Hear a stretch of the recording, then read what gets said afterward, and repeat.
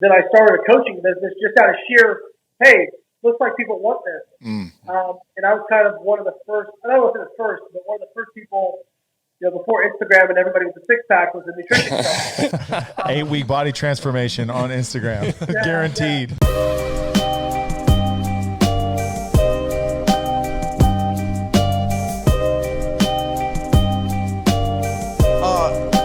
Look, Dr. Layne Norton is our guest today. And Doc, the reason why I wanted to bring you on this show is because you call it for what it is. If it's bullshit out there as far as the nutrition industry, you're going to tell it exactly how that goes. And I need to know, not only myself personally, but I know us three here, but those that are listening.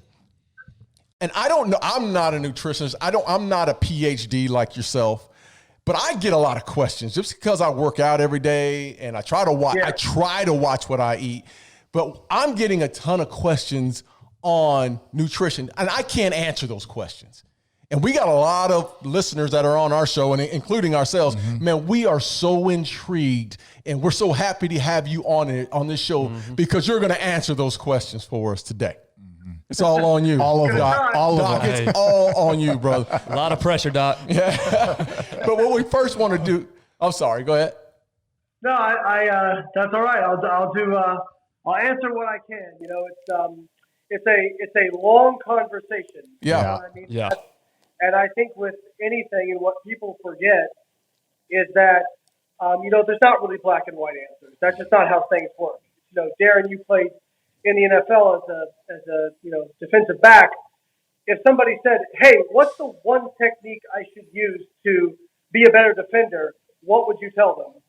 I have zero idea, depending on the situation. Yeah. Exactly.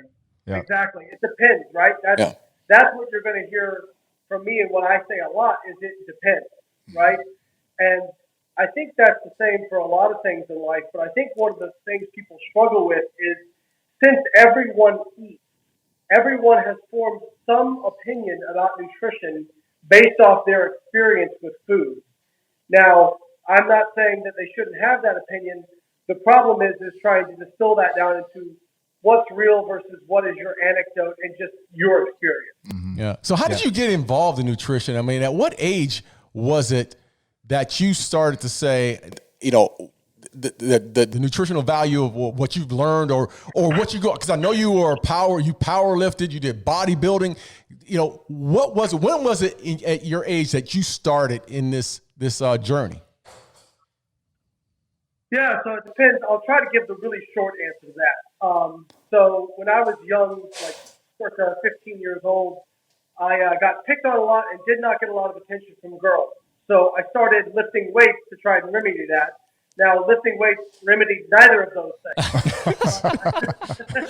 I really developed a passion for weight training, and I played baseball through high school, but I wasn't a great ball player. And 5'10", light hitting, right-handed first baseman aren't exactly in high demand. So I knew that I wanted to go to college, and I loved science. I knew I wanted to do something with science. I thought I wanted to do marine science. But I was also a very competitive person, so when I got out of baseball, bodybuilding was kind of like, well, I really like lifting weights. And I found out that there was team bodybuilding competitions, and I was kind of like, well, maybe we could do that. Maybe that would be a good outlet for me to kind of, vent some of those, vent the demons, as it were. Because I always say today, if it wasn't for resistance training, God knows where I'd be at the moment. As I got into that, I did my first show when I was 19. I just fell in love with the process. But at the same time, you're reading these. At the time, the only information we had, this is circa 2001, the only information we had was what was in bodybuilding magazines and what was in fitness magazines. And you read one magazine that says one thing, and another magazine says another thing, exactly the opposite. And then sometimes in the same magazine, it would contradict itself. Yeah. So I was kind of like, man, I wonder if I could go figure this out for myself. And so I switched my major. I was actually in marine science. I was going to Eckerd College in St. Pete, Florida. I actually wanted to be originally a shark biologist. So I switched from marine science to biochemistry. And then about 3 years into my biochemistry degree, I was like, wow, the more I learned, the more I realized I know absolutely nothing. Yeah. So I decided, well, I don't know what I want to do with my life, but hey, if I go get a grad school degree, it probably won't hurt me in terms of employment. So maybe I'll just go do that. And I was fortunate enough, I mean, looking back, I really got, this is where kind of hard work and luck come together. I was fortunate enough to get with Dr. Don Layman, who is one of the foremost experts in the world in protein metabolism. And he was my advisor, and he was not just an expert, but he was a just amazing advisor. I've never met somebody so intelligent, but also who could speak to the average person and distill really complicated concepts into very simple, kind of just something anybody could understand. Mm-hmm. And so I think that was a great experience. The 6 years I did my Ph.D., just being with him. And he was very encouraging of my bodybuilding career as well. He was very encouraging about writing articles and writing content. He always said, publishing scientific literature is great and it's important, but, take the information to the people. He said, because, the average person isn't going to read an article in the Journal of Nutrition. Yeah. So I did that. I got into that and actually started I was getting so many inquiries because I was on the bodybuilding.com forums and writing articles for bodybuilding.com and started writing articles for Muscular Development and some other magazines. And I actually had so many people messaging me saying, hey, would you help me with my nutrition? Then I started a coaching business just out of sheer, hey, looks like people want this. And I was kind of one of the first, I don't know if it was the first, but one of the first people, before Instagram and everybody with a six-pack was the nutrition stuff. 8-week body transformation on Instagram. Guaranteed. Yeah, so I was one of the first people to kind of scale online coaching and just stumbled into it, to be honest. And did that for a long time. And that's kind of how the business side of things started. And that's kind of the springboard to where I got to today, I suppose. Awesome.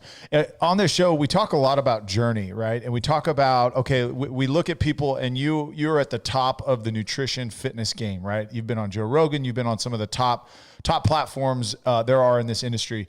But we want to understand how you got there and we heard your journey, but I want to dig back a little bit more into maybe your high school, earlier years, because you decided to pick a route in bodybuilding that is not easy, right? Not the average person can do it. I was a wrestler, all through high school. So I went through the crash diet, the crazy dieting and stuff, but there's something about you, right? Because you chose a profession that was really, really hard, took a lot of hours, a lot of discipline, a lot of dedication, and then took that, continued on, and then grew a very, very successful business off of that. Not to mention, hey, I got my Ph.D. in nutritional science along the way. But what is it, do you think early on? Was it your parents? Was it because you were picked on? What do you think drove you at an early age to strive to be hyper successful? And then again, I breezed over the powerlifting accolades that you have as well too, right? Like you went through powerlifting, set world records in your weight class. I mean, there's crazy stuff that you've done. Like, what do you think it was about you that drove you to be that successful? So I think parents was one thing. I had really good parents. They didn't, I came from a lower middle class family. My parents didn't play sports. They were very supportive.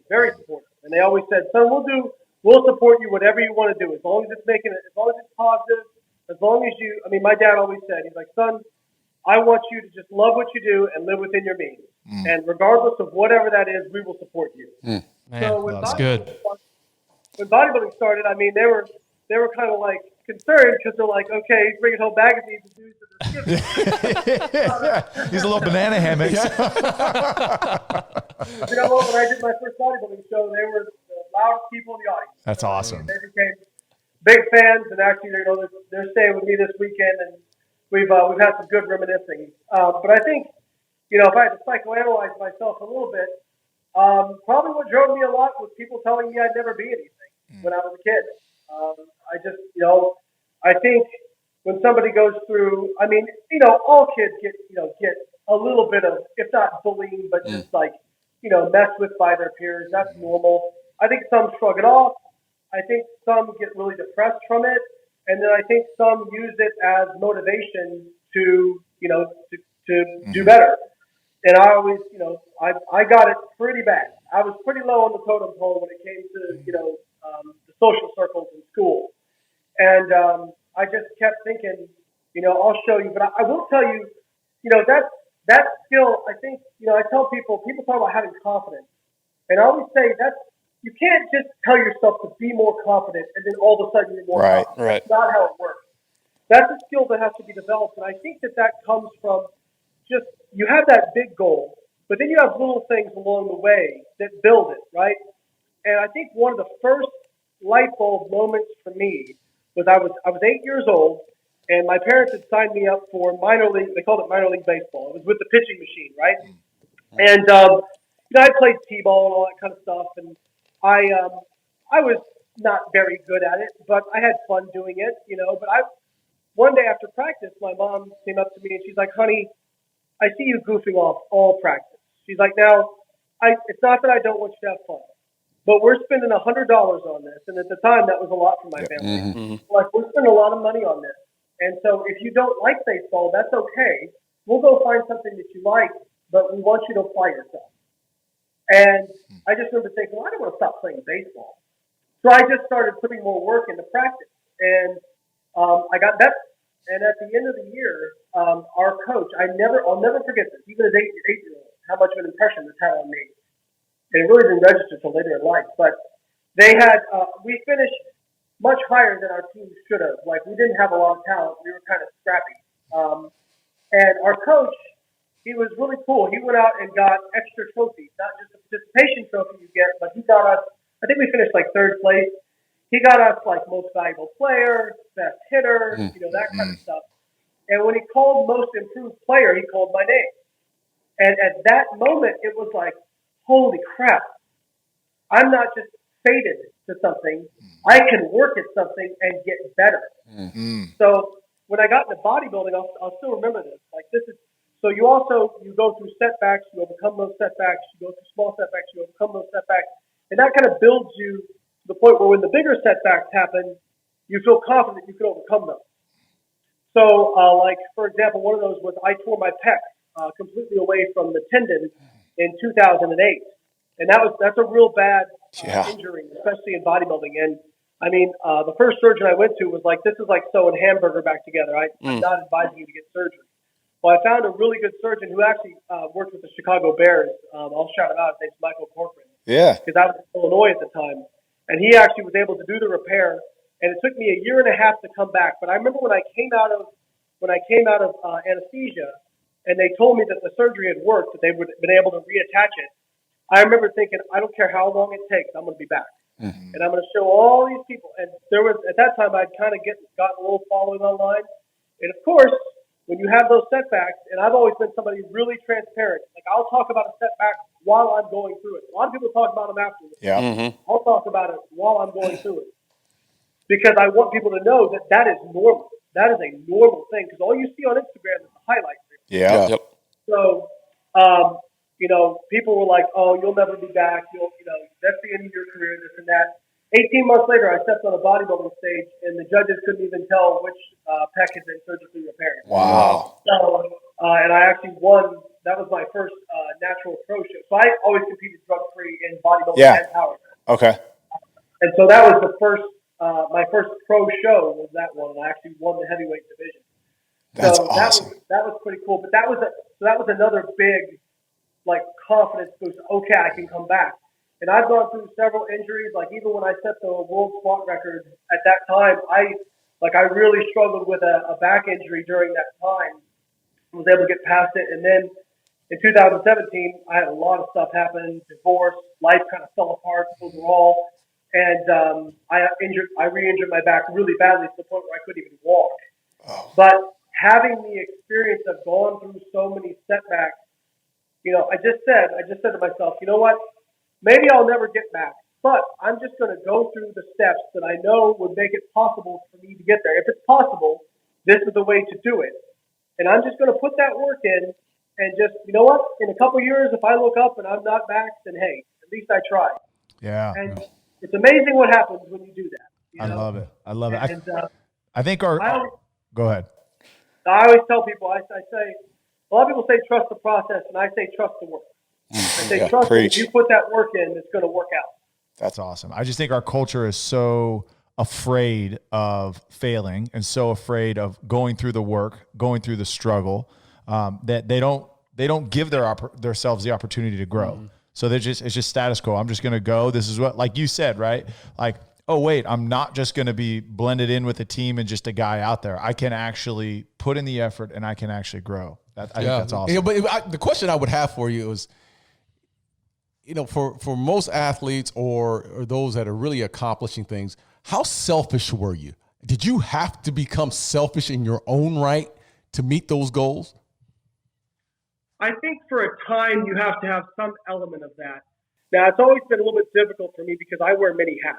You know, I'm dad, I'm husband, I own several businesses, I do social media content, you know, I do interviews, I do all that kind of stuff. And actually, my wife Holly, she's been really good about, you know, telling me, she's like, you know, you're not 25 anymore. You're 38. Aren't they really good at that? Reminding us what we can't do. Well, my wife is Australian. And you've never met an Australian woman. They are very blunt. I married an Italian. I think those two cultures. It's definitely not what you want to hear, but it's what you need to hear. Yeah. So she had said, you know, you've got to, you know, prioritize what is your priority. If you want to be competitive with some of these younger guys, you're probably going to have to make it more of a priority in terms of your rehab and your prehab and, you know, that kind of stuff in your preparation. So yes, in that aspect, you do have to be a little selfish at certain points because if you don't, you know, you've only got so many spoons. Right. And I mean, there's a reason that when fighters are getting ready for fights, they go to a camp, right? Get away. Yep. Even we actually interviewed Mr. Olympia, Brandon Curry, for our podcast yesterday, and he went out to before he won this past Mr. Olympia, his first one he won. He went out to Kuwait with his coach because that's where his coach is based, and he stayed there for several months. In fact, a good portion of the year. And he was like, you know what? The amount of training I was able to tolerate blew my mind. But it's different because when you can just focus on that one thing versus you're trying to run a business and you're trying to be dad and you're trying to do all this, you know, it's tough. I always tell people, you know, people really get worried about balance.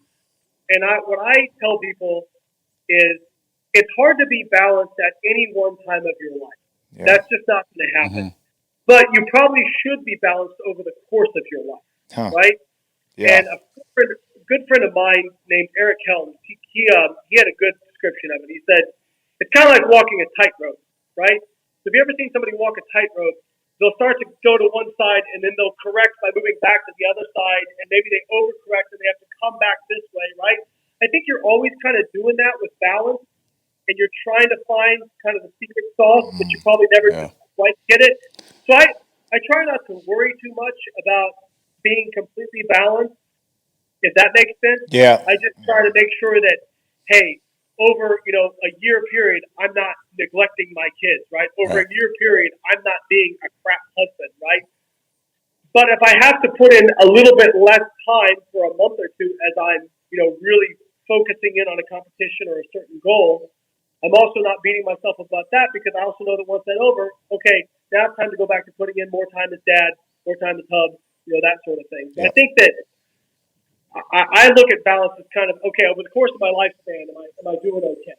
And that's kind of awesome. Love that. Yeah, we're going to get into the nuts and bolts of nutrition here in a minute, but the thing that I keep thinking about as I'm hearing your story, what I've thought about out loud as we do more of these podcasts, as we talk to more people, is I wonder if people don't necessarily have a work ethic issue. I'm wondering if it's a passion issue, if they just haven't quite found what it is that they're after and why it's so important to them. So the question that keeps bouncing in my head, and then again, we'll move on to the nuts and bolts, is why is nutrition, why is bodybuilding, why is this so important to you? And because, again, you've made a career out of it, but there's got to be a reason why you stuck to this career path. What is that for you? So I think when it comes to passion and work ethic, I think they actually kind of go hand in hand. It's hard to have one without the other, right? Like you I'm a very hard worker, but if you told me, hey, I need you to become the best auto mechanic in the world, or the best NASCAR driver or something, I'm probably not going to work real hard at it. That's exactly my point. Yeah, exactly. So I think there's a few different things that have to come together. I think you've got to have a little bit of natural talent. Like, you can't just take somebody who's, there's rare exceptions, right? We had Muggsy Bogues playing the NBA. Right. For the most part, if you're 5'5" and your standing vertical leap is 20 inches, with little training, it ain't happening. It ain't happening. Just say it. Just say it. You can get better. You can definitely get better, 100%. In fact, you could get really good, but are you going to be in the NBA? Probably not, right? Right. So I think when you intersect passion with having a little bit of talent for something, and with what just lights a fire, it's almost hard to describe, right? Because whenever you find that thing, you almost are so passionate about it, like trying to describe it with somebody else. Like, why do I even need to describe this to you? Right? Yeah. Like, it's kind of like the first time I hit that, I hit those PRs in the gym, and just the way that made me feel. Mm-hmm. I remember hearing Ray Lewis one time say, I think he said something to the effect of, Monday through Saturday, that's what you pay me for. Sundays you get for free. Yeah.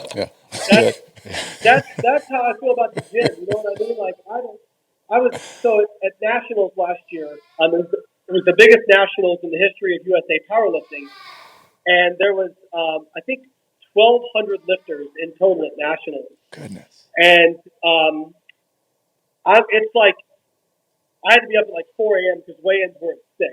And I was already starting to eat and whatnot, get myself prepared.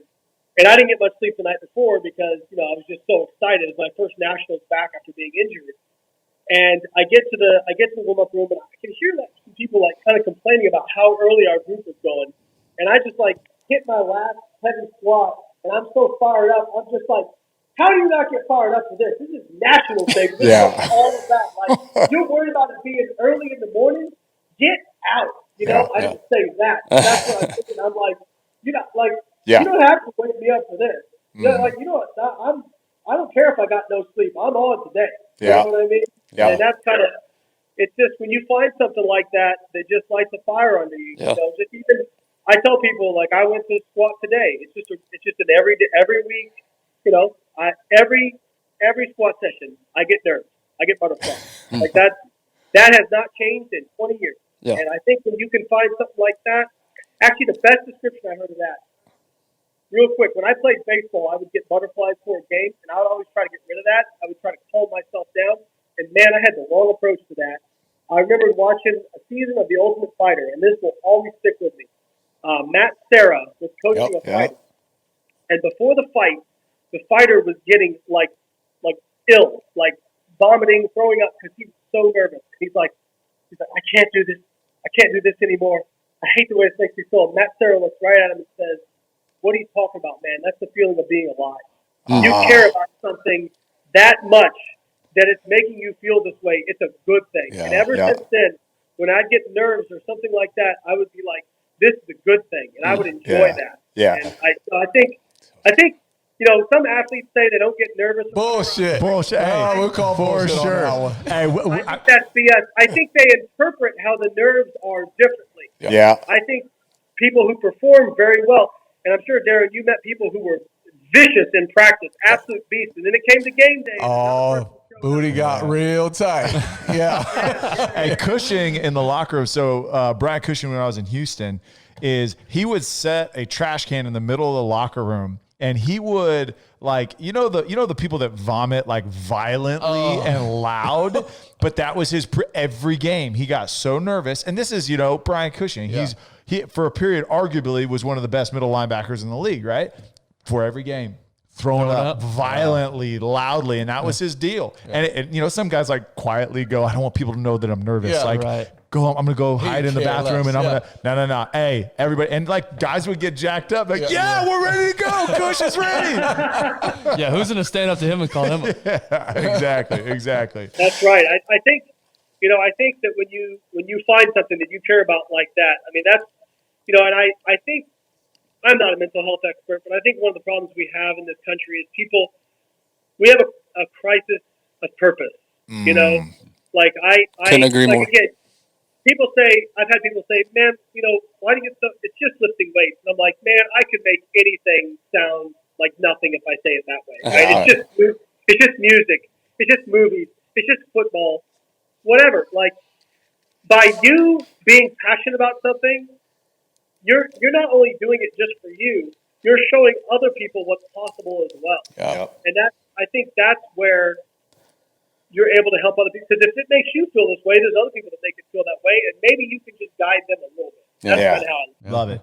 Hey, let's make the transition to nutrition. Obviously, thank you, by the way, for all that, because a lot of things that you've said are a lot of the messages we try to get out on this, right? Like, we are very big on purpose, very, very big on that.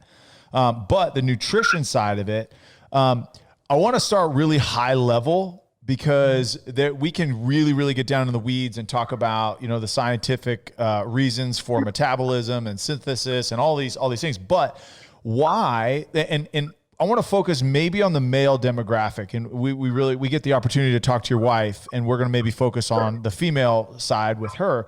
But you're talking to a 55-year-old executive that lives in, you know, Dallas, New York, Miami, that is married, has kids, you know, and, you know, he's walking around at 25, 28, 30% body fat, right? He's functional.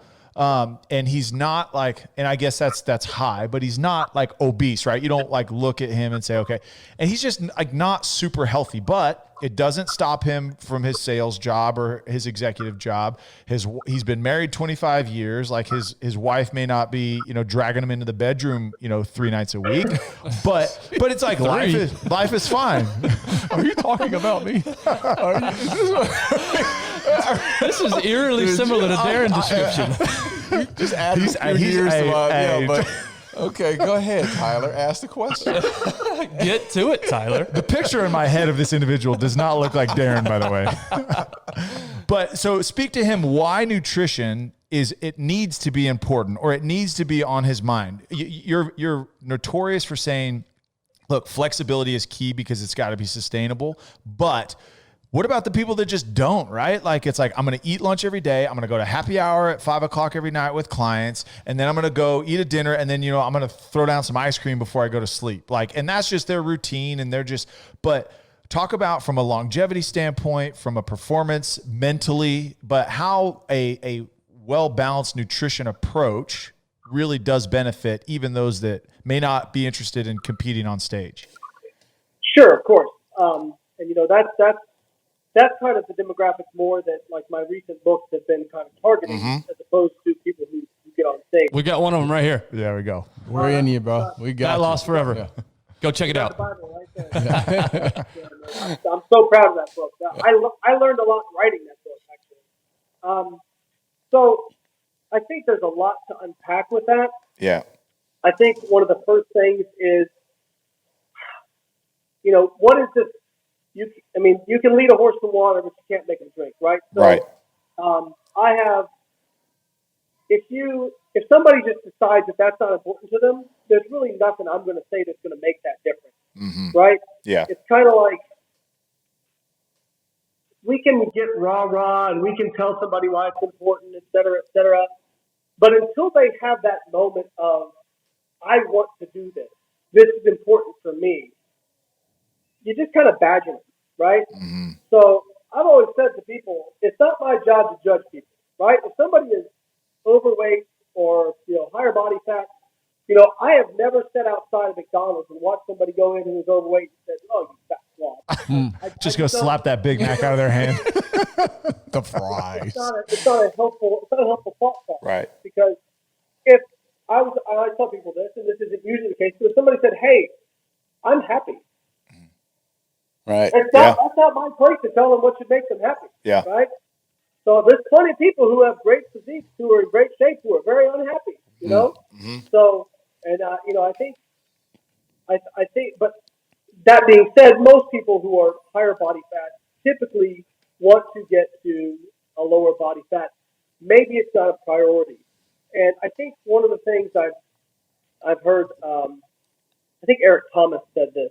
He said, when the pain of staying the same becomes greater than the pain of change, that is when we change. Yeah. Right? Mm-hmm. Yep. So if that kind of person has that epiphany and they are ready to change and they're ready to make it a priority, because you can't make everything a priority, right? If your priority is business, now the thing is, if you've got somebody, for example, who is doing very well in business and that's why they don't have time to focus on the nutrition, maybe they've got the financial means that they can actually hire somebody to cook and prep for them and that sort of thing. And hey, that's an option. But if you're talking about, the single mom who wants to get in better shape, she's working 2 jobs, what does she do? With everybody, when it comes down to it, I start with what can you do consistently and make progress, right? And the reason I do that, and I surprise a lot of people with that. I tell them, I'm like, the best diet for fat loss is typically the one you can stick to, the one that you can have the best adherence to. Because if we think about, if you inject somebody with true serum who's been on a lot of diets in their life and whatnot, and bounced up and down, you inject them with true serum and you ask them why they failed, it wasn't because their carb to fat ratio wasn't right. It wasn't because they weren't, fasting correctly or anything like that, or timing their meals. It's because they just stopped doing it. Whatever helped them lose weight for a while, they just stopped doing it, right? So I'll use this example in a lot of seminars. I'll take somebody and I'll say, you know what? If I told you I wanted you to become the best 3-point shooter you could possibly be, you can't go get any coaching, you can't get any advice, nothing. But every day for 10 years, you went out for hours and shot 3-pointers.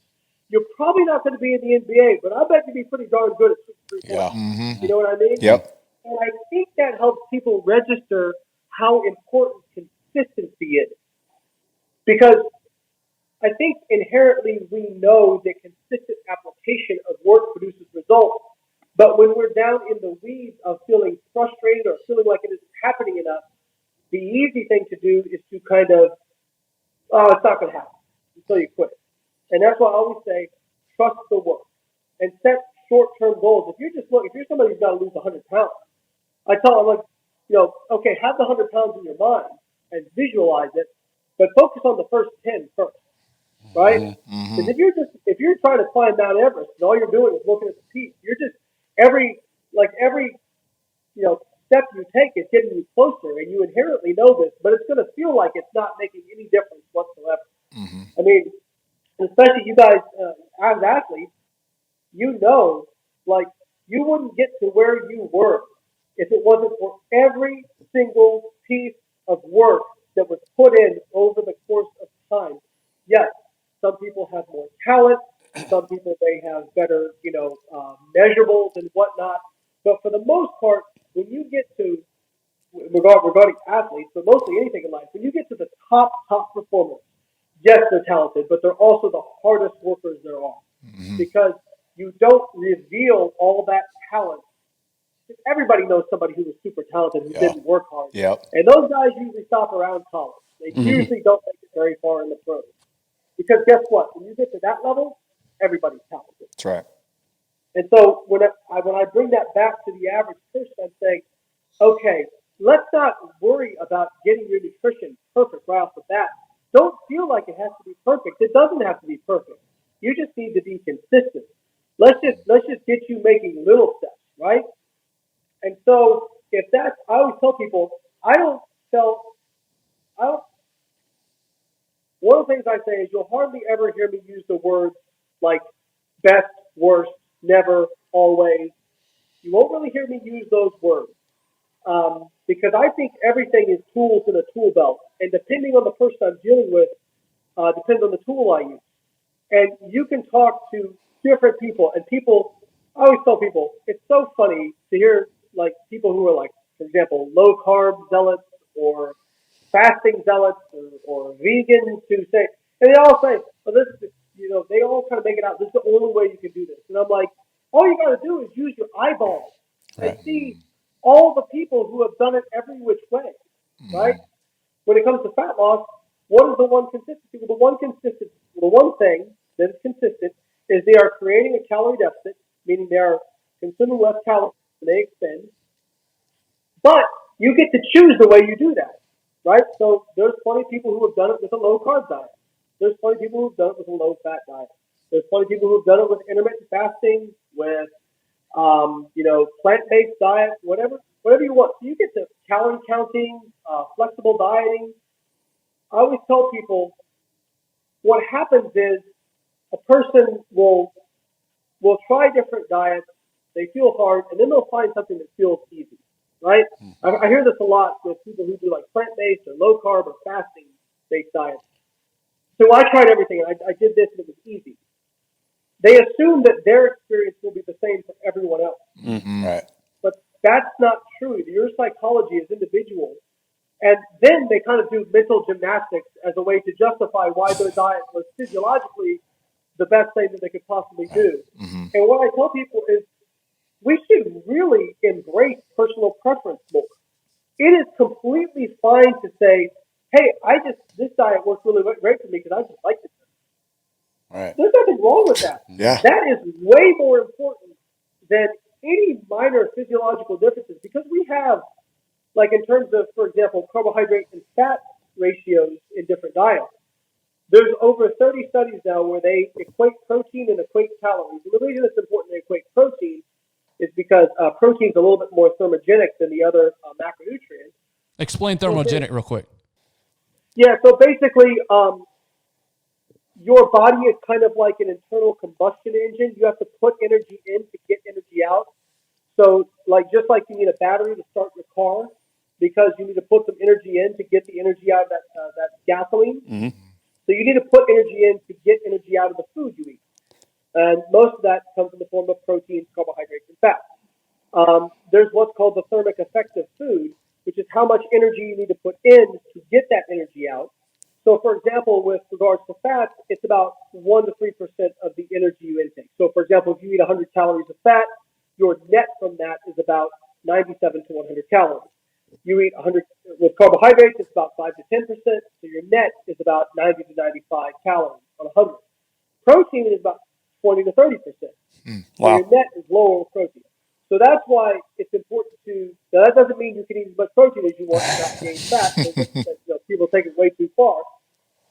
But it is important to understand that high protein diets have a little bit of an advantage in terms of thermogenesis. So if you take, for example, some of the original diets, some of the ketogenic diets, for example, they found that they were better for fat loss, but they were also higher in protein. So when in these studies where they've equated protein and equated calories, they find that there's almost no difference in fat loss. And this is over 30 different studies with thousands of subjects, right? So I always tell people, I'm like, that's actually great news because what that means is just do what you prefer, right? You don't have to be low carb if you don't want to. You don't have to be low fat if you don't want to. You can be somewhere in the middle. And actually getting kind of what the next kind of logical thing people say, well, that's just for weight loss, for fat loss. What about overall health? Well, there was a what we call a meta-analysis recently done. And a meta-analysis is basically they attempt to take studies that ask similar questions and combine them to form a consensus. Got it. So basically, when they compiled all the data, they were looking at, okay, if we look at blood markers of health, blood pressure, cholesterol, HDL, LDL, inflammation, all these different things, how much does it make a difference when you vary that carbohydrate and fat intake? And what they found was almost 95 to 99% of the health benefits of these diets could completely be explained by the fat loss. Just the weight loss, being a leaner body mass. Right. So meaning if you get leaner, you will just become healthier regardless of the methodology you choose. Again, great news. It means you have so many tools to pick from, right? Unfortunately, you've got people who have kind of, I don't know why nutrition has become so religious for some people. For sure. Yeah, I was going to say there's some hearts breaking out there when you say something like that. Yeah, well, I get people who get very mad at me and claim I'm paid off by big whatever. Well, but you just said I don't associate with any one thing. So how do you that's a outlandish claim. Right. Well, when you can't, I always say that's the claims people make when they can't actually argue with empirical data. Yeah, right? yeah. So, I always say, when I was on Rogan's podcast, first thing I said is I'm not anti-keto, I'm not anti-vegan, I'm just anti-bullshit. Yeah. Which, by the way, that podcast is one of the best podcasts I've heard him do, by the way. Just the banter back and forth about keto. That was great. And it was great because the guy who was on with me, Dom D'Agostino, he doesn't attempt to make any outlandish claims about the ketogenic diet. He's like, yeah, calories are still important. Mm-hmm. This is a way to control calories. Mm-hmm. But, he talked about, I think his sister, he said, put on 30 pounds doing the ketogenic diet because, she was over-consuming calories. Mm-hmm. So it can be a tool. It is a tool that it seems like a reasonable amount of people have used and been consistent with and got results from. But it's just a tool. Right. My father's been overweight most of his adult life. And, he did the ketogenic diet. He lost 30 pounds. And then over the course of time, after he stopped doing it, he put back on 50. Mm-hmm. So, it's one of those things where whatever you're going to pick, you should ask yourself, do I feel this way of eating is consistent with a lifestyle that I can maintain for a long period of time? Because if it's not, it's probably something you need to revisit. Now, I'm somebody who I track my protein, carbs, and fats and my calories. And that's what I do in order to, restrict myself and stay lean. So I always say, you're not going to get something for nothing. Right? Mm-hmm. You can pick the form of restriction, but you got to do something if we're talking about body fat loss or staying lean. And, for me, at periods of time, that meant, especially if I'm talking about getting very, very lean, that meant I'm weighing out every single thing I put in my mouth. Mm. But just to maintain that, I don't have to do that. Mm. I've gotten very good at estimating my portion sizes. I can maintain my body weight just fine, weighing almost nothing, and just, looking at portion sizes and making an estimation. But I also never would have been that good at estimating if I hadn't had the experience of doing it. Right? So you get to pick the form of restriction, but you're not going to get something for nothing. And unfortunately, people try to kind of hack their way out of this. Mm-hmm. It would be, if they show pictures of shredded people and say 5 hacks to getting clickbait. Five hacks to winning a Super Bowl. Yeah. I love those body transformation pictures, right? The side by sides, and it's like this dude's at like 27% body fat, and it looks like a 5-year-old boy, right? Like one of those bodies. And then the next picture he's shredded, and it's like 8 weeks. Get here. It's like, dude, that's 2.5 years of hard work to get to that. Yeah. Talk a little bit more. Well, sorry, go ahead. And a lot of those transformations are actually people who are in really good shape that purposely got fat, so they could take a before picture, and then strip it right back off. Because if you've got the muscle base, it's much easier to take it off. Interesting. I think I saw a quote the other day from Renaissance Periodization. I really liked the quote, and it said, and this is what I tell all my nutrition clients. We have an app now, our company, it's called Carbon Diet Coach, and it's basically a coaching app that's $9.99 a month, but it does nutritional coaching for we basically wrote an algorithm that does what we do as coaches into basically boiled it down into mathematics. For $10 a month? Yeah. Wow. Yeah. Repeat the name. Say the name again one more time.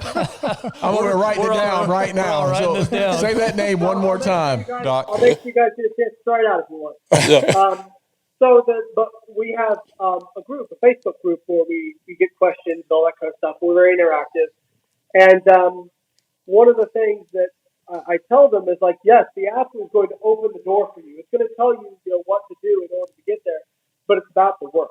You know what I mean? And this is the quote, and I think it's an amazing quote. It's, the magic you're looking for is in the work that you're trying to avoid. Mm. Stop trying to have, if I could give, I've done the highest nutrition degree you can do. I've, competed at a high level of bodybuilding, powerlifting, all that kind of stuff. What I have learned from all that is that more than anything, it's just the consistent application of work is what makes the difference. Mm-hmm. And, for some people, it's going to be harder than others. And if we can get the research on obesity, obese people, it's not, it's kind of like telling somebody with obesity to eat less and move more, yes, you're right. But it's like telling a poor person, hey, and not just poor, but somebody whose family has been that way, who has that kind of background and mentality, just save more money than you earn. You're right, but it's not very helpful. Yeah. Yeah. Right? Yep. So, it's about trying to create behaviors and habits that can help those people, but it boils down to the consistent application of work. But getting people to understand that and buy into that, that's a lot of what we spend our time doing. Because, you could do a lot of stuff wrong, but if you just work really hard for a really long period of time, it's going to make up for a lot of stuff you do wrong. Yeah. One of my favorite things is methods are many, but principles are few. I heard that a while back. And so what you're talking about, I think it speaks to that. So if somebody's sitting there thinking, I want to start a fat loss journey, what you're saying is don't get so hung up on the method. There's a few principles that you have to stick to. So talk to us about the number one principle, which is the energy balance. So what are calories? How do you burn calories? Tell us a little bit more about that. Great question. The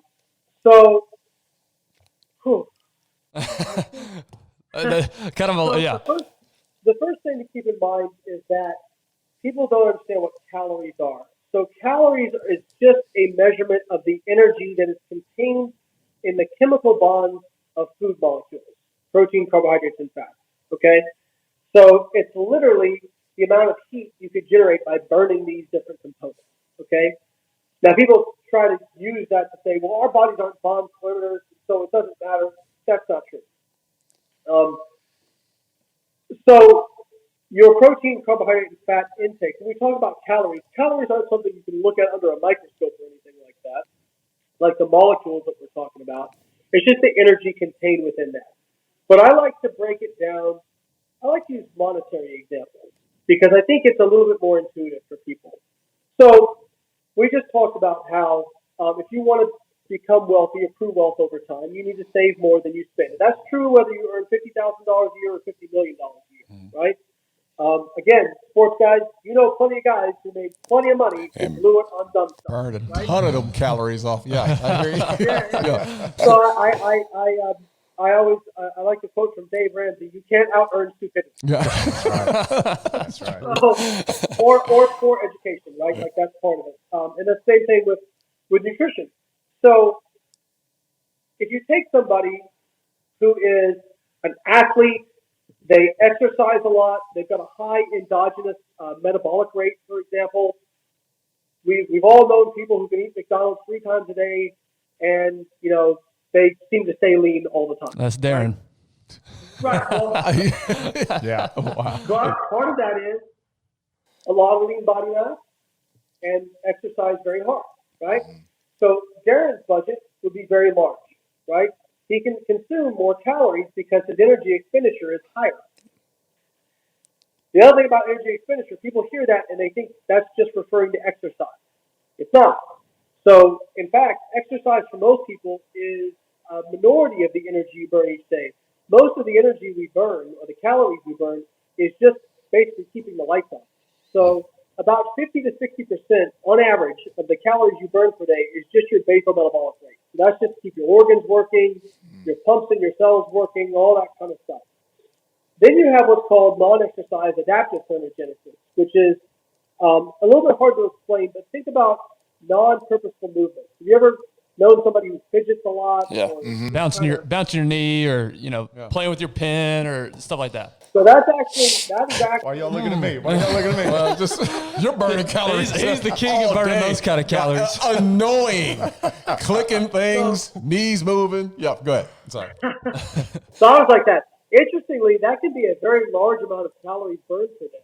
Good job, Tyler. Trying, guys. And it's funny, people will say, well, I'm going to go do a walk to get my NEAT up. No, NEAT is unintentional movement. It's not something that you can, if I'm like, okay, I'm going to bounce my leg more, what will happen is I'll eventually stop because I can't think about doing that and also Right. So that's something that happens spontaneously. That's a way of the body dissipating energy. In fact, they've actually shown in overfeeding studies, some people dissipate extra energy better than others. And this is where the confusion about calories can become. People think calories out is a set number, right? This is what my body burns. No, it's actually very adaptable. In fact, they did a feeding study a while back where they took people and they overfed them above their maintenance calories, maintenance being what you maintain your body weight at, by 1,000 calories a day. Most people gained weight. Mm-hmm. One person in the study, and this was an inpatient feeding study, one person in the study lost weight. Wow. Adding 1,000 calories to their diet because their meat increased by their meat and their endogenous BMR increased disproportionately to the calories that they took in. And we refer to these people as kind of obesity resistant, right? So, God blessed, in other words. So people who are more prone to obesity, when they go into a caloric deficit, for example, their bodies actually tend to adapt and stop moving as much, right? So they actually don't realize it. It's not that their purpose. They can keep exercising if they've been exercising, but they'll stop doing little movements as much. Now, to take this to an extreme, when I was doing my bodybuilding shows, and you look like I'm a pretty quick talker, I speak loudly. If you go back to 2010 when I did my last bodybuilding show, I have a DVD of it. I talk slower, I blink slower. I'm not making this up. And that's part of that is just your body, conserving energy as you're in that extreme deficit. So the problem with people not understanding calories in versus calories out is what I'm getting to, long-windedly, is that they don't understand that it's not stagnant. That these two things are intrinsically tied. If you eat more, your energy expenditure goes up. If you eat less, your energy expenditure goes down. Now, that being said, if you're in a calorie deficit, you're still going to lose weight. If you're in a caloric surplus, you're still going to gain weight. But it's kind of like money. And here's why. Here's how. If you take somebody who's making $50,000 a year, and all of a sudden you increase their salary to $500,000 a year. Let's just make something extreme. You think, okay, well if we think about calories in, calories out, well they're just going to save $450,000 a year, right? But that's not what happens, right? Because you loosen up a little bit. Yeah. You've got plenty. You can kind of loosen the reins a little bit. Like you're probably still going to save quite a bit of money, right? But you're going to allow yourself to spend more. That's what the body does, right? You've got more energy. You can afford to be more wasteful with it. That's kind of what the body does. Whereas if your salaries, whatever you guys make, if it got cut in half tomorrow, you'd be like, okay, well, we're not going on vacation. You're going to start to tighten down the reins because your budget's small. So getting back to the budget aspect of things, if you're somebody who you need to consume, let's say 1,800 calories a day to lose weight because you don't have a ton of lean body mass, your energy expenditure is low, then you need to make very smart choices about what you choose to fill those calories up with. You need to be smart about how you spend your budget. If you're only on 1,800 calories a day, is it smart to spend 1,000 calories of that on a slice of cheesecake that's not very filling? Probably not. Now, can you have that cheesecake and still lose weight? Sure, but you're not going to have much left with those 800 calories remaining to make you feel satiated, right? Because you're not going to feel very full. Same token, if you're somebody who can consume 3,500 calories a day and lose weight, is it okay for you to have a slice of cheesecake if you've met all your other obligations in terms of protein, carbohydrates, fats, fiber, micronutrients? Sure, you can absolutely do that, right? And the same token, if you make $50,000 a year, is it a wise investment to go out and let's say $100,000 a year? Let's just assume there's no loans. So that'll complicate things. But if you make $100,000 a year, is it wise for you to go out and buy a $90,000 sports car if buying that sports car means that you can't, take care of your mortgage and take care of your obligations? Of course not. But if you make $1 million a year, is it okay for you to go buy that same sports car if you can still meet your obligations and your responsibilities? And here's the other thing, it makes you feel good? Sure, right? And here's the thing a lot of people don't think about. For some people, a win nutritionally means saying no to a donut. For some people, saying yes and not feeling guilty is also Yeah. because that's where we get into trouble when we start attaching ethical values to food. I always tell people, don't attach any ethical value to food. No, it's not. It doesn't have a soul, right? It's not good nor bad. It just is. Yeah. Okay. And I tell this to my clients and people who are on our app and that sort of thing. Like, you shouldn't feel guilty about whether or not you ate too much or whatever. You did. Now that you just need to adjust your budget. That's all, right? And you don't feel like you need to earn something. You're not a dog. Don't reward yourself with food, right? Because those sort of attitudes can become very dangerous, especially when we talk about the number of people who have eating disorders and binge eating disorder. And I see this a lot in the fitness community with people who are restrictive, and if they have just one little thing, they go completely. The wheels come off. Yep. Yeah. To that point. I can't tell you how many times we hear in our office all the time, oh, I had a cookie. I'm so bad. I had a cookie this weekend or whatever. So to your point, what you're saying here is foods are neither necessarily good or bad. It's what can your body handle based on the budget that you have. And so, that's what I love that you preach is because somebody thinks, oh, I had a slice of pizza, that's bad, but I had a salad, that's good. It depends. It's just like what you're talking about, Darren, earlier. It's all dependent on you as an individual. So I love that you preach that. Yeah, you know what my thing. Go ahead. I'm sorry. Oh no, it's okay. I've worked with quite a few, a lot of women actually. I feel bad for females because they get exposed to diet culture very young, not always in the best aspects. Where like they have mothers that call themselves fat. And then they think they're fat because they love the way their mom looks. How could their mom ever? Right. I remember talking to a gal, heartbreaking story. She said, I thought my mother was beautiful until I was 5 years old and I heard herself call herself fat. And then I thought, I must be fat because my mom's beautiful. If she's fat, I must be fat. That's why I tell women specifically, be very careful about how you speak about yourself.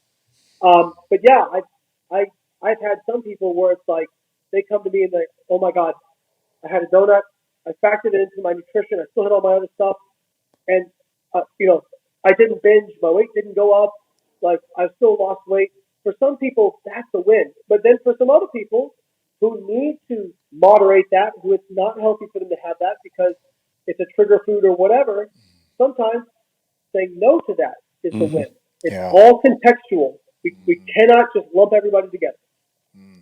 Yeah, and I want to go back because I want to on myself. Just speaking on myself, I try to work out at least 3 to 4 times a week. Try to eat good.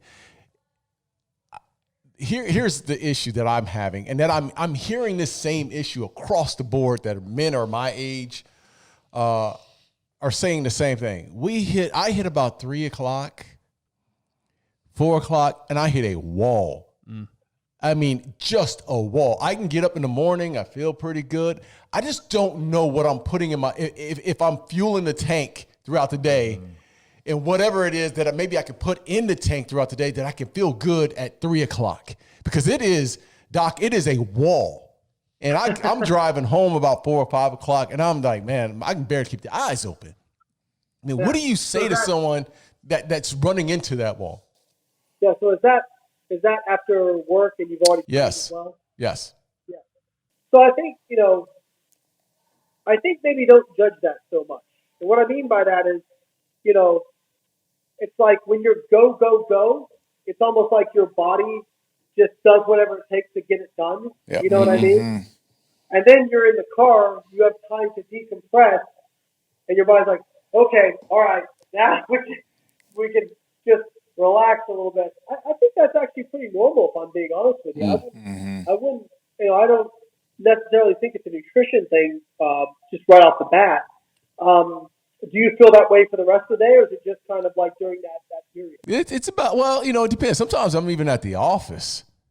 That 2 o'clock feeling. That 2 o'clock, the feeling. That 2 o'clock feeling where you're starting to really, you're going down. It's a down, can't focus, can't concentrate. And I've always been told that I need to eat more fat, good fat. That's what I've been told all these years. You need to eat more good, avocados, whatever. And I just so the idea is, and what I think this can be the case sometimes, but I think people way overuse this, and I don't think it's the case most of the time. People talk about the kind of fluctuations in blood sugar, right? Blood glucose. And they say, well, that's why you're crashing. I don't think that's necessarily the case. In fact, when we look at the data, if you're having reactive hypoglycemia, meaning you've eaten some carbs and now your body kind of overcompensates and your blood sugar starts to drop below a certain point, that can make you hit a crash, but that's a much different feeling than just being tired. That's like you'll feel hot and faint and just like it'll almost feel like an anxiety attack. Right. It's pretty aggressive. People say fats are more even energy, et cetera, et cetera. You could try it. I don't necessarily think it's a blood sugar issue. What time do you usually get up in the morning? Early 6:30. Yeah. And then you're training first thing in the morning? Trying to train in the morning and then go on about my day. Okay. And then what do you kind of eat throughout the day? Man. This is good. No, this is good. A true case study here. Hey, you wanted to be about you. Yeah. You know what? Here I am. I'm going to give it to you right now. Don't be transparent. I'm going to be extremely transparent. I'll get a bar, like a protein bar in the morning, because I'm usually trying to get out of the house. Yeah, sure. So I'm trying to get a protein bar. I'll have a cup of coffee or whatnot. Yeah. I'll stop you real quick, Darren. So first off, I can see the fear in your eyes. I promise you, no matter what you tell me, I'm not going to judge you. Yes, you are. But the two guys sitting on his sides we're for sure judging. I'm sitting there making notes like, what is wrong with you? You train in the morning and you have a protein bar and a cup of coffee? That's it? Just kidding. Nothing you're going to say to me, I'm going to make you feel bad. Don't worry. I promise if I told you what I ate per day, you'd be like, what? No, don't worry. So maybe that can ease your concerns a little bit. Yeah. Well, I'm just giving it to you, man. So I'll have a cup of coffee. Again, a protein bar before I walk out. I'm trying to be quick. I'm trying to get through the workout, get in the shower, get going, get to the office. Right. So I would say about 11:30-ish, 12. I'll get a lunch. And that lunch is maybe I don't know, what do we eat? Like a hamburger and French fries? No. Well, what depends. I mean, it depends. Yeah, what's consistent? We'll eat like, something, with some protein in it or whatnot. A sandwich on average. I'll have a sandwich, and then it's like after lunch, and here's the downfall. After lunch, 1:30-ish, 2 o'clock, here it comes, man. It is like, and everybody used to call it, we used to call it the itis back in the day. Like you don't need to explain what that is. For black folks, we used to, you eat that hog bogs and then you just fall off. But I'm serious. When you say hog bogs, what are hog bogs? Some neck bones. No, just some collards. Some collard green. Hey, come on, man. Hey, what? Man, you can't say that. So I think what I will say is let's assume for a moment it is nutritional. So let's go with that assumption for the moment. I don't necessarily think it is, but let's say it is. If it is a blood glucose issue, what I would recommend is perhaps increasing your fiber intake at that particular meal, because fiber, especially soluble fiber, has the effect of kind of reducing the rate of emptying of glucose into the bloodstream. So you'll get kind of a more blunted effect where it's not quite peaking so high and not coming down so low. So, if you get a sandwich, have some vegetables with it, or, like a salad or something like that. So something that's just going to kind of add some fiber to it and possibly delay that gastric emptying a little bit and see if that makes a difference. Okay. That would be my I mean, like all of our grandpas, right? You got to have that fiber cereal with breakfast, right? Get some Metamucil in there, man. You can do that too. Yeah. You can take that route. See, there we go. You're sitting there at the restaurant with your Metamucil putting it in. That's right. That's right. Shake it up. Don't mind me, guys. I'm 53. Oh, and then just might as well just put it in your Ensure, right? Hey, talk about, there's, and I don't know where the source of this is, but right, like you hear a lot of people talking about, like whether it's superfoods or it's, like, hey, this is a venison is better than beef, and a Blueberries mahi is better than chicken, and you know what I mean, like how they're saying. So talk about like the quality of foods and say, okay, does it matter if my protein source is ground beef or it is a lean grass-fed fillet? Like, what is the difference, and why is there such an emphasis, or is that just a marketing thing? So, okay. Lots to unpack here. So the first Sorry, I ask a bit like loaded questions. Honestly, you can ask me any question. I'm probably going to say there's a lot to unpack if I'm being honest. So, I think the first thing is to understand that it is, in terms of our hierarchy of what's important, it's going to be relatively far down the totem pole. Now, that said, I'm not saying that food quality doesn't matter. It does. It just matters less than your total calorie intake, your macronutrients, your fiber, that kind of stuff. Okay. But let's take your example and why this isn't necessarily a straight up, one versus the other. Venison is leaner than beef. However, if you've got an athlete who has trouble keeping weight on, who tends to, we know certain athletes or even regular people who actively have to try to keep weight on. Yeah. Then them eating venison probably doesn't make sense because it's going to be harder for them to keep that weight on because it is leaner and has less calories, right? Contrast that with if somebody's trying to get lean, then perhaps it's a better option because it has lower calories. Now, there are people who have made arguments that, okay, well, free range is better for you because of the omega-6 versus omega-3 content, this and that. I've never seen really compelling evidence of that. I'm not saying it's not possible. I think most free-range stuff is just leaner in general. And so that's probably why it's kind of developed this reputation as being better for you. But when it comes to... I have to be careful how I word this because people will parse it. If you look at, for example, organic food versus non-organic, there's been a lot of studies done on this.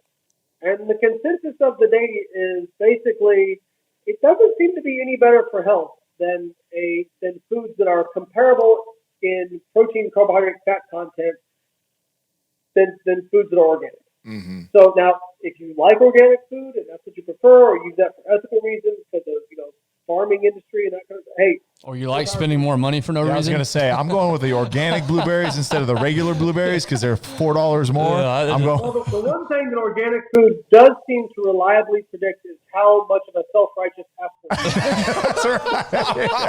There's actually a study that showed a very tight correlation between the level of self-righteousness and how much organic food. Oh, that's funny. It's true. It's true. Vegans and organic people, organic eaters. Organians. So, now, again, there's some evidence that, like, you can increase the vitamin and mineral content, with certain things. Okay, I was going to say, if you're worried about it, just take a multivitamin. Yeah. That's possible. Plus, vitamins and minerals aren't superfoods. Like, if you get enough of them, taking more doesn't seem to add more health benefits. In fact, there's actually evidence that over-consuming vitamins may have actually negative health implications with regards to certain vitamins. Now, vitamin D seems to be an exception. I think most people could probably benefit from supplementing with vitamin D. Right. Yeah. 1,000 to 4,000 IUs a day. There's some pretty good data on that. But yeah, you'll hear people say, well, broccoli has sulforaphane and, all these different compounds. And I think when you look at the data, what you find consistently is what constitutes a healthy life is an overall lifestyle. It's not individual nutrients. right? Mm-hmm. So people spend a lot of time stressing about this stuff, and I'll actually tell them the amount of stress that you're giving this is actually worse for you than any difference in these foods. I was just thinking that exact thing that you just said, is you're stressing so much that you're actually having a negative health effect because you're stressing out about it. And paralysis by analysis. Like some people never put a plan into action because they're just so worried about doing the wrong thing. Right. Guilty. Yeah. So I think I think what I would tell people, if you want to be healthy, and let's take genetics out of it because obviously they do absolutely matter. There's 6 things you can do that in my opinion, will get you 99% of the way there. Okay. The first one is exercise. And if you can, resistance training. It's probably the healthiest thing you can possibly do for your body. It's not just for bodybuilders. It's not just for football players. It increases your bone mineral density, increases your lean body mass. People, after the age of 65, your mortality rate is directly tied to your, there's actually studies showing that grip strength is almost directly tied to mortality after age 65. So basically, if you have more lean body mass and you're stronger, you live longer after age 65. Yeah, I've seen that study. That's funny. Yeah. So so resistance train or at least exercise, even if it's just walking, make a huge difference. Being active makes a huge difference. 2, don't eat like an asshole. Take that for what you will. Don't consume too many calories. Try to consume high quality nutrient dense foods, but don't beat yourself up if you have a treat here and there if it fits in your budget. Not a big deal. Mm-hmm. One donut isn't going to cause you to be unhealthy. Nobody. Just like in football, right? Like if Tom Brady throws an interception first game for Tampa, which I hope not because that's my boss. It's not going to change the fact that he's still an amazing quarterback, right? Because it's just one interception. Mm-hmm. All right, so don't eat like an asshole. Don't smoke. Limit alcohol. Stress less, minimize stress, and sleep. If you do those 6 things, all other things being equal, you will be in pretty good shape in terms of longevity. Now, I can't promise you the bus isn't going to hit you tomorrow, but in terms of lifestyle diseases, you'll be in pretty good shape. Mm-hmm. That's too simple, though, man. There's got to be some. There's got to be some magic. There's got to be some pill, something, right? Super pill. I always tell people, I've been fortunate enough that I do pretty well for myself, but man, I could have made a lot more money in this industry if I was just willing to lie to people. I just put up. We're having a sale today on our ebooks actually, and in the post on my Instagram I put up. I said I absolutely want your dollars. I'm not going to sit here and be a BS artist who tells you they don't care about money. Of course I do, but I am not willing to lie to you or misrepresent the facts in order to get your dollars. I hope to earn them by educating you and being a genuine person. Right. And that's what I always say to people. And that's the truth, and that's what we're looking for. I think there's more people today than any are looking for the truth. Just give me the truth about nutrition. And that's what I'm looking for. I know we sit on this set and all 3 of us work out consistently, but we're always looking for an edge. And it's just the competitive spirit that we have. What's the edge? And that's the reason why we're sitting with you right now, Doc, is that we want you to be able to give us a little edge and our listeners an edge as well. Well, if I can give you one more comparison with regards to something you're very familiar with football. Bill Belichick will probably go down as, if not the greatest, one of the greatest coaches of all time. One of the things I've consistently noticed with Belichick, because I'm a football fan, one of the things I've consistently noticed with him is he doesn't say, this is how we do it. We run the ball. Or this is how we do it. We throw the ball. Or this is how we do it. We do a cover 2 defense or whatever. He says, I'm going to look at what you do. I'm going to take away what you do best. And I'm going to expose your weaknesses and enforce my strengths. And I don't care if that means we run the ball 70 times in the game or we run it 0 times. Mm-hmm. He cares absolutely nothing. And in terms of that, he has very little ego. He is not tied to the methodology, right? Mm-hmm. That is how I feel about diet and nutrition, and also how I feel you can tell when somebody's actually an expert. because they don't just give you one answer for the solution, right? Yep. I mean, we with football, we see coaches of you, we are going to do this and we're going to pose our goal. And yes, there are people who have success doing that. But the best, typically, it depends on the situation. And they're going to change their game plan for the situation. And that's how I look at things. Is there's no good, there's no bad. I'm going to look at the specific situation and come up with a game plan for what makes the most sense in terms of coaching, in terms of what makes the most sense for that particular person in their lifestyle. Yeah.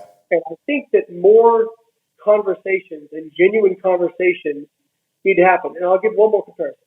Calories in, calories out would be like saying, we need to score more points than them, right? Right? Very helpful. But you can do that by playing better defense. You can do that by playing better offense, or you can do it through a combination of both, right? So but there's a lot of ways to skin that cat. There's a lot of methods to do it. Same thing with nutrition. There's a lot of ways to get results, right? Yep. I'm just saying that some of these diet groups, these diet cults, let's just be honest about why. Right. Right? It's because we're scoring more points. It's not because of magic. Right. That's So right. so for somebody that doesn't want to sit there and track their macros and every single calorie that they eat, I mean, most of us we're just, that's not a priority. What are some other methods that you can implement? And I have one in my mind, but I'm interested in what you would say. What are some other methods you can implement to know that you're on the right track? Let's say weight loss is your goal. What are some other methods you can implement without having to track every single calorie? All right. So most people who can either lose weight, don't keep it off. Of the people who keep it off consistently, there's a few commonalities. The first is they practice some form of cognitive restraint, meaning either they calorie track, or they restrict carbohydrates, or they restrict their eating window, or they eat only whole foods, or they restrict fat, or they restrict something, right? But you can choose the form of restriction. And also they self-monitor, so they weigh pretty frequently, actually. Yeah. That's what I was going to say is weighing every day and stepping on the scale. And I actually like weighing every day as long as you don't get neurotic. Right. Yeah. Right. I just look at that as a tool in the toolbox. I don't even look at individual daily weights. I just look at the average across the week. Because, I mean, you guys know this. If you weigh every day, your weight will fly all over. Oh, yeah. Yeah. Even if you're doing it first thing in the morning after you've gone to the bathroom, right? So that's the other thing. Another thing is they tend to exercise. People who lose weight and keep it off, 70% of them exercise versus only people who don't keep it off, only about 30% of them exercise. And then there's some other little things. They limit snacking. Snacking is a big, that's a place where hidden calories come in, because people don't, like when they just grab a handful of nuts or that sort of thing, they don't really acknowledge that it happened. So I tell people, if you're not going to track calories, try to limit your foods to just your big meals, But I will say, I think calorie tracking has gotten far easier, and shameless plug. Like, for example, our app has a barcode scanner. So if you eat something and you just put the barcode scanner on it, pulls it up, and you just enter it in, right? So when you have apps like that, it gets much easier to track stuff. But again, that's not for everybody. So you can do things like low carb. You can do things like, eating only whole foods, meaning single ingredient foods. You can do things like high fiber diet. You can do things like low fat diet. You can do intermittent fasting, where you're limiting your feeding window. Any of that stuff can work. But I always tell people, try to find the methodology that feels easiest for you. Because we don't, most people, I'm just going to plug my phone in real quick. Most people don't fail a diet when they've had 8 hours of sleep and it's first thing in the morning and they have no stress, right? Right. They blow a diet when it's been a long day, they get home, they don't have meals prepped, and the peanut butter jar is calling their name. You know what I mean? So you only have, this is kind of bro sciencey, but I think you only have a certain amount of willpower, right? And it's not like you've got willpower for your job, and willpower for your kids, and willpower for your marriage, and willpower for your food, and willpower for it's all coming from the same place, right? So we should pick the form of restriction that feels the least restrictive to us. so that we can still do that when life is difficult, right? So if that's, for example, for you, if that happens to be, hey, I don't eat till 1 p.m., I intermittent fast, and I just eat all my calories between 1 and 9 p.m. If that allows you to lose weight and keep it off, no problem, right? Now the caveat to that is when we talk about elite athletic performance, now if you want to squeeze, it's like squeezing a rag, right? Squeezing a wet rag. If you want to squeeze those last drops out of there, then there's some other stuff that you got to think about nutritionally and in terms of exercise. But if we're just talking about trying to lose weight and keep it off, there's a lot of different ways to do it. So those are some of the ways that you can form restriction that don't involve counting calories. That being said, people think, for example, fasting is magic, and if they just fast 20 hours, they can eat whatever they want and lose weight. No. If you eat 4,000 calories in 2 hours, I promise you won't lose weight. Yeah. Right. It's not magic. So that's just one thing to keep in mind. Yeah. So, I mean, maybe just kind of simplify it, right? Weight loss comes from a calorie deficit, right? It's plain and simple. Like it doesn't need to be, whereas some of these diets, I mean, you look at the keto diet, which actually worked for me, but it was not sustainable. Like I lost the weight, but it was just not something that I could consistently do. But when you say, okay, well, yeah, I'm on keto, I can have these cheesecake bombs that have all these calories and I can eat as much as I want as long as I don't have carbs. My body is just going to turn into this fat burning machine and I'm going to lose all this weight. Talk us through some of those fads, right? And these diets that, okay, hey, look, let's really look at it for what it is and what's the science behind it. So actually, I was on a podcast with a guy named Ethan Cecilia. I don't know if you guys Yeah, American Glutton. Yeah. So phenomenal transformation, by the way. Yeah, so Ethan was very, very obese. He was actually he was in Remember the Titans and American History X. Yep. Remember the Titans. And he said that he was like, I lost weight, but I got to the point where I couldn't lose any more weight, and I thought it was because of the carbs in vegetables or whatever. Meanwhile, he's like, I'm dumping oil in everything. Yeah. Keto nacho cheese and whatnot. So he's like, once I started, the commonality of when I was able to lose weight was by restricting calories and able to form that tank. So again, keto or intermittent fasting or plant-based or whatever, these would be like your different methodologies, right? Just like a cover two defense or we run the ball or a West Coast offense, right?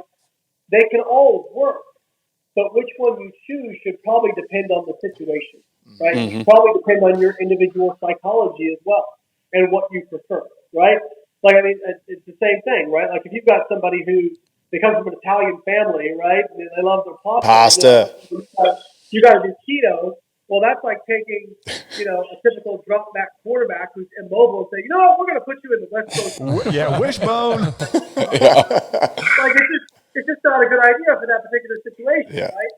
So that's kind of how I view it. And I think anytime you start to get, and everybody's got tools that they tend to prefer more than another, right? Like I tend to prefer flexible dieting because that's what I liked and I found success with that.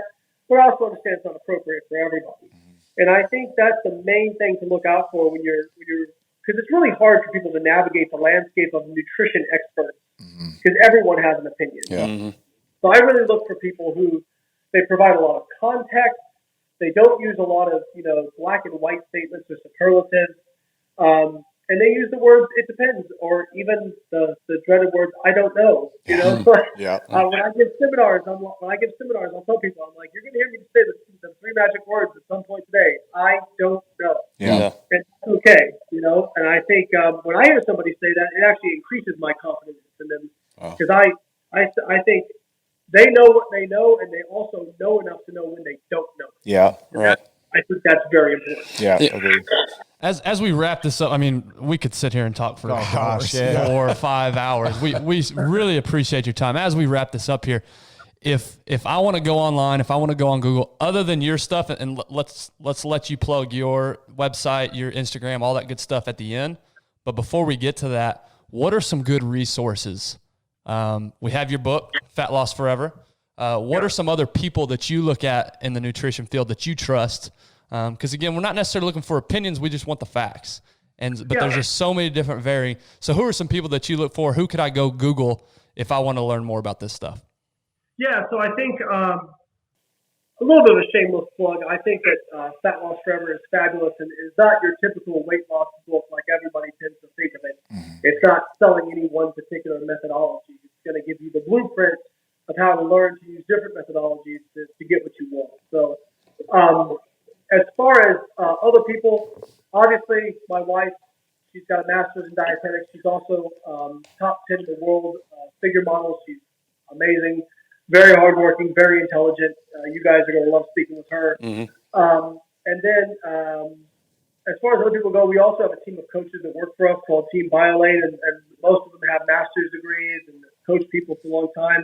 You can, if you go follow us on Instagram, you'll hear us talk about them. As far as other people, outside of kind of the companies and that sort of thing, they don't exist. No, just us. Just us. No, there's some really good ones out there. I think with regards to, resistance training, Brad Schoenfeld is absolutely excellent. Probably he is the number one hypertrophy researcher in the world. He's amazing. Brad. What's his Instagram? Brad Schoenfeld. Okay. Yeah. Well, I'll show you after. Yeah. Afterward. He's written a couple books. He's absolutely incredible. Stuart Phillips. Him and Brad are actually the number one and number two most cited exercise science researchers in the world. And Stu is actually a really good expert nutrition as well. He's on, I think his Instagram stuff, it's like Mac in Prof, MACKINPORF. But if you just search Stu Phillips, you'll find it. Okay. He's excellent. Eric Helms is another person I highly recommend. Eric, I've done seminars with him before. He's excellent. Mike Israetel and Spencer Nadolski as well. They're with Renaissance Periodization. They're excellent. I'm probably leaving out Brett Contreras. Really good people. The other thing you can do is if you go to Instagram, check out the people I follow and the people I repost and that sort of thing. Yeah. You'll see kind of. I'm not following anybody that's just fluff. You know what I mean? Mm-hmm. So, but those would be some of my top. Greg Knuckles, also very excellent. Very good. Eric Trexler, those guys are all excellent. Yeah.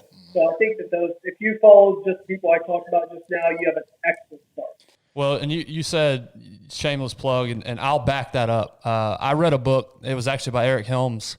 I forget who the other person was. This was years ago. The Muscle and Strength Pyramid. I don't know if you remember. You remember that book? Yep.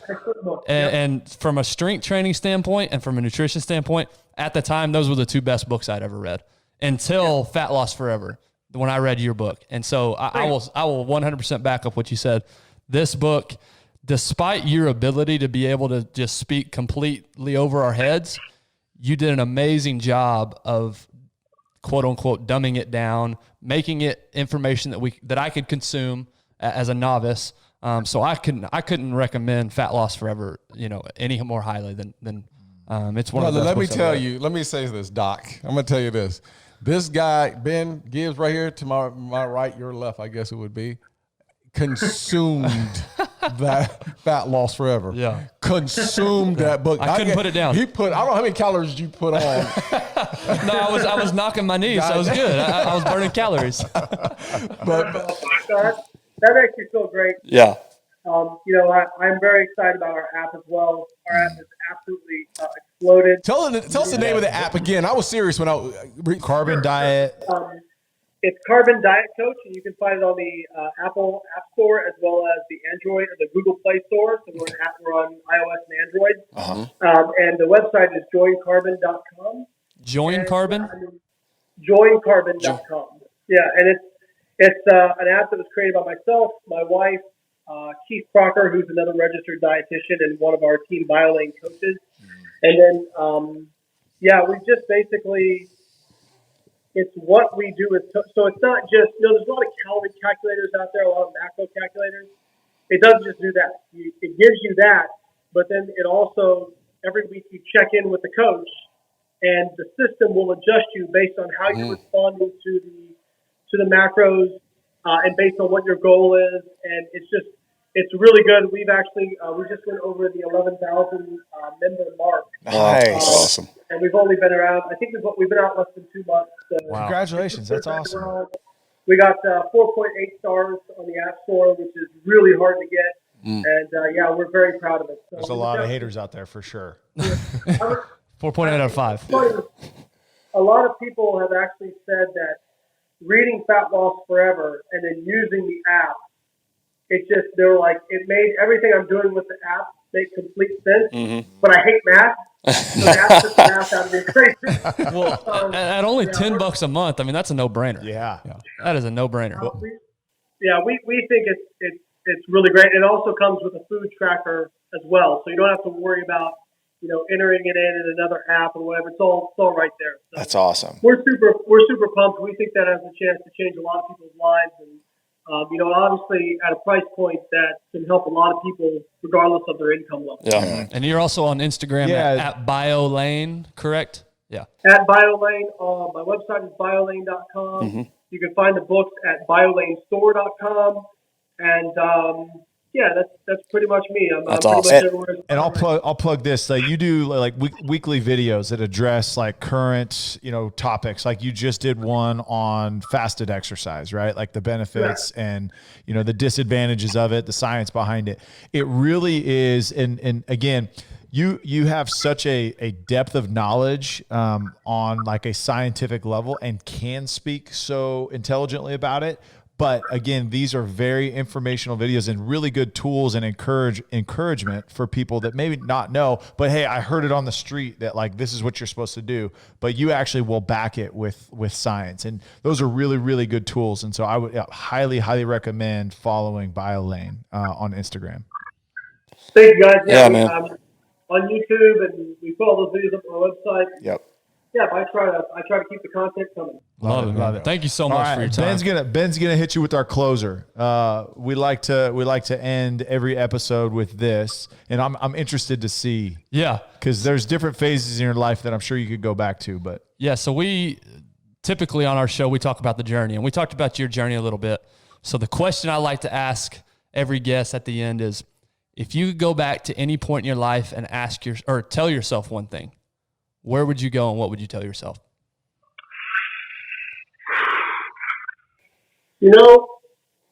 I would probably go back to when I was about 12 years old, 14 years old, where I felt I had very low self-esteem.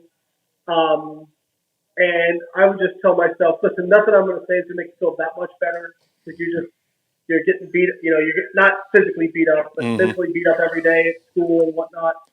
But you have a lot of value, and you're going to make a big difference in a lot of people's lives. Just keep working hard and trust the work. That's what I would tell myself. Yeah, trust the love work. that. That it's going to be there. A lot of people say trust the process, and I say screw that, trust the work. Yeah, love that. That's what makes the process, is the work. So I would go back and tell myself, just trust it. You're going to be okay. Love that. I think we could all hear that. Yeah, absolutely. Well, Doc, we really appreciate your time, man, and we will continue to follow. And for all our guests that are people that tune into our show, man, we're going to be pushing them to you because you bring so much wisdom to what we do, and hey, we're trying to get better. And thank you for providing that edge for us. No worries. Thank you guys so much for having me. I think you guys are going to love talking to my wife, too. She's awesome. Awesome. Oh, yeah. Can't wait. Thanks, man. Thanks, Doc.